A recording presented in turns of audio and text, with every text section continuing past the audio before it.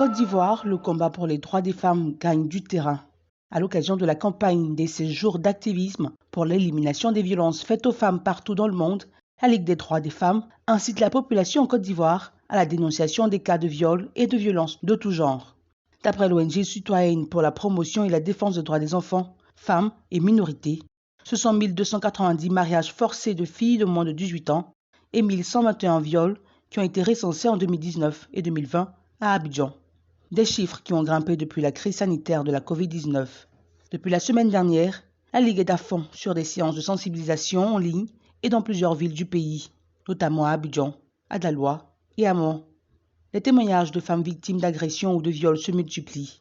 Un réveil de conscience accéléré grâce à cette initiative. Leur principale force, selon elles, c'est leur maîtrise des réseaux sociaux et leur compréhension du rôle que ceux-ci peuvent avoir dans leur combat, au point de faire des émules dans la sous-région. Ces derniers mois, des ligues de défense des femmes ont vu le jour au Bénin, au Mali et au Tchad. Notons que les 16 jours pour l'élimination des violences faites aux femmes est une campagne internationale qui émane du premier Women's Global Leadership Institute. Depuis 1991, la campagne est active entre le 25 novembre, la journée internationale contre la violence faite aux femmes, et le 10 décembre, la journée internationale des droits humains.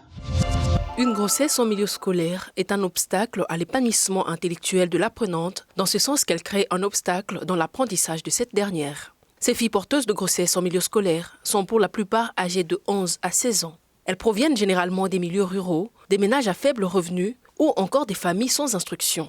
Plusieurs facteurs encouragent ce phénomène en milieu scolaire, notamment l'insuffisance ou l'inexistence de services de soutien et d'orientation des enfants sur la santé sexuelle et la reproduction en milieu scolaire. Cette situation provoque certains risques liés aux grossesses. Outre les risques de mortalité maternelle liés à la grossesse ou l'accouchement précoce, les jeunes mères sont également susceptibles de contracter des infections sexuellement transmissibles et de développer des effets psychologiques préjudiciables à leur santé. Faire des pré-sensibilisations dans les collèges ciblés, organiser un concours de théâtre et d'écriture sur les thèmes du projet, réaliser un film documentaire sur le thème pour un impact durable. Pour remédier à cette situation, il serait judicieux de mener une enquête de proximité auprès des élèves. Pour rappel, le nombre de grossesses en milieu scolaire est passé de 390 cas de 2017 à 2018 à 442 cas au titre de l'année scolaire 2018 à 2019, soit une hausse de 13,3%. En 2020, Abidjan, la capitale économique de la Côte d'Ivoire, a enregistré, selon une enquête de la direction de la police des stupéfiants et des drogues, plus de 200 élèves interpellés dans les écoles et fumoirs. Malgré les différentes mises en garde et les nombreux avertissements, il semble que ce fléau se propage à une vitesse hors pair. Aujourd'hui, 8 établissements sur 10 hébergent des jeunes drogués qui s'adonnent délibérément à cette pratique aux conséquences néfastes sur leur santé. Mais avant d'aller plus loin, nous avons pu lister quelques facteurs qui constituent les causes de cette pratique. Ce sont entre autres l'anxiété, les problèmes relationnels, les traumatismes du passé et le mal-être ressenti, la curiosité, les mauvaises fréquentations, les soucis, etc. À côté de cela, certains jeunes se droguent pour changer d'humeur, pour le plaisir, pour être à la mode. Il y a aussi le souci de reconnaissance ou d'appartenance à un groupe qui est très important chez les ados. L'acceptation passe par la prise du produit, histoire de faire comme tout le monde. Malheureusement, cette pratique a pour conséquence l'altération des fonctions vitales de l'organisme, exposant ainsi le toxicomane aux infections telles que le VIH, l'hépatite, l'absentéisme, l'indiscipline, la violence, la baisse du rendement scolaire, le vol, la déscolarisation, la prostitution. Parmi les conséquences néfastes qui entraînent l'usage et l'abus des drogues chez les jeunes, on peut citer la dépendance, les surdoses, les accidents, les dommages physiques et psychologiques et parfois un décès prématuré. Les troubles physiques tels que vertige, malaise, nausées, vomissements, contractions musculaires, insomnie, modification de la perception visuelle, baisse de la vigilance et des réflexes, perte de mémoire et déshydratation sont des effets de la drogue sur le corps humain. Au vu de tout cela, parents et éducateurs, voire même la société, sont emmenés à mettre tout en œuvre pour aider ces jeunes à lutter contre la consommation de la drogue en tenant compte de l'entourage et du milieu de vie de l'adolescent, car des études ont démontré qu'il existait une corrélation entre la pauvreté et la consommation de drogue. Savoir encadrer ces jeunes en surveillant leur fréquentation, instaurer un climat de confiance, être là pour eux et les encourager à développer leur place. Les voitures de transport avec chauffeur proposées par les applications Uber et Yongo se sont depuis quelques années installées à Abidjan. Leur arrivée a été bien accueillie par la population face à l'insécurité dans le pays, notamment aux heures tardives. le coût relativement plus bas et au fait que l'on pouvait en commander depuis chez soi.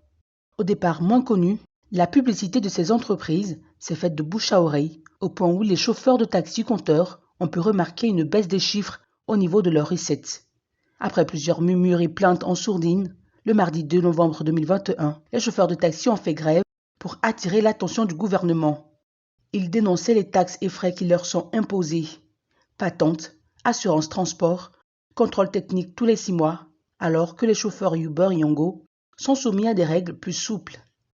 Des discussions se sont donc engagées avec le ministre des Transports et elles ont abouti à un compromis entre les chauffeurs de taxi et le gouvernement. Mais la réalité est bien là. En attendant que leur requête soit résolue, les taxis traditionnels ont vu réduire comme peau de chagrin leur part de marché.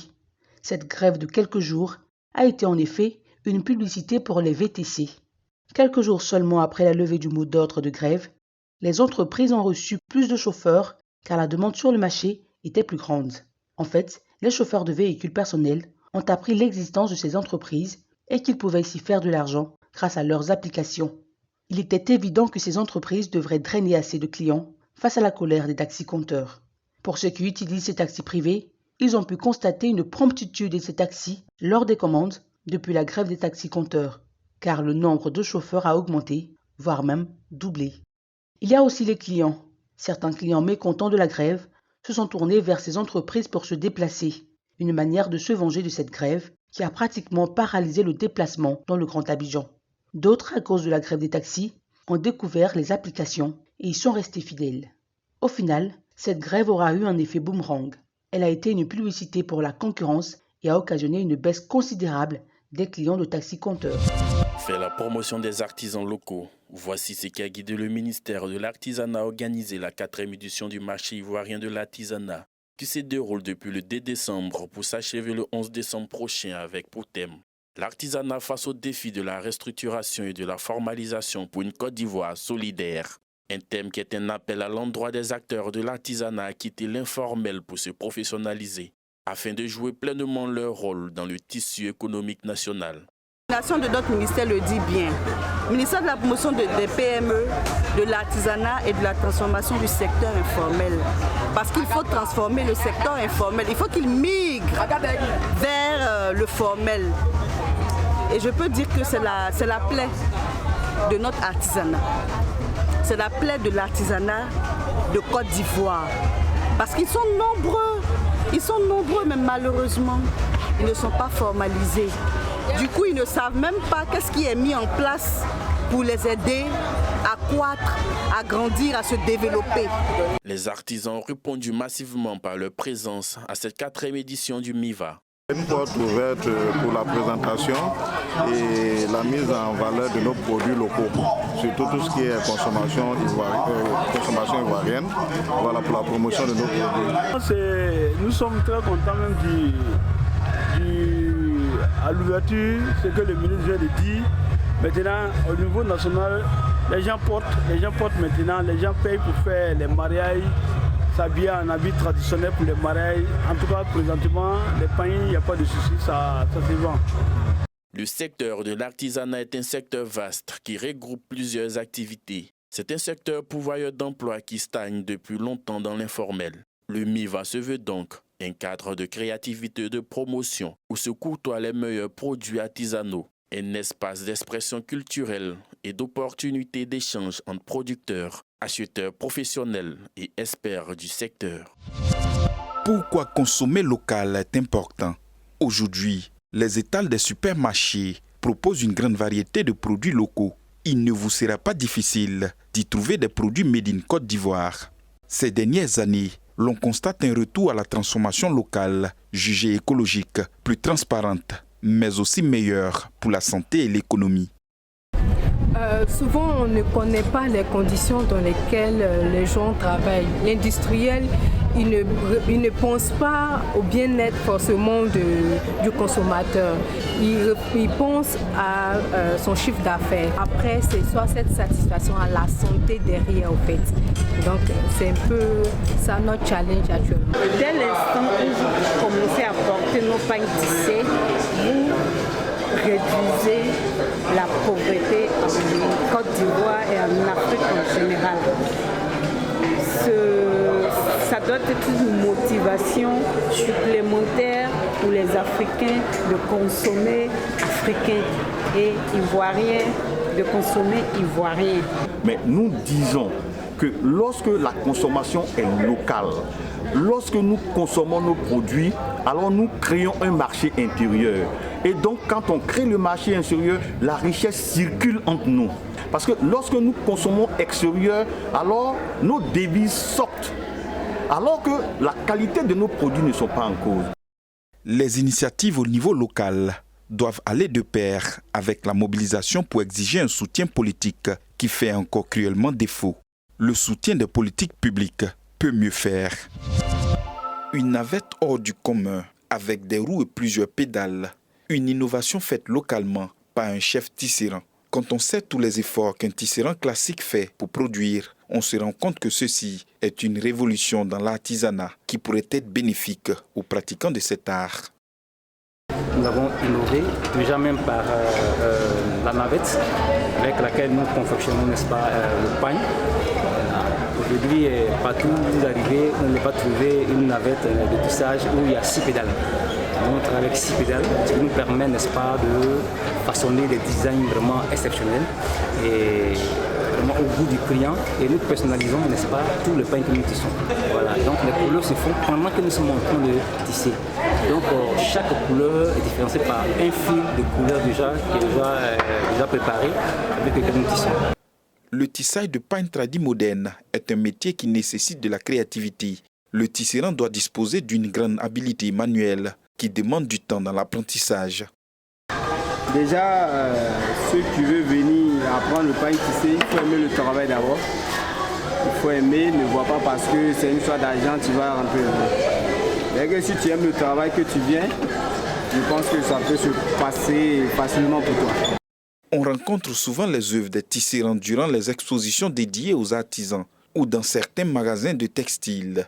Visiblement, le métier, loin d'être périlleux pour ceux qui l'exercent, nourrit son homme. Déjà, moi-même, vous me voyez déjà, je suis habillé dedans.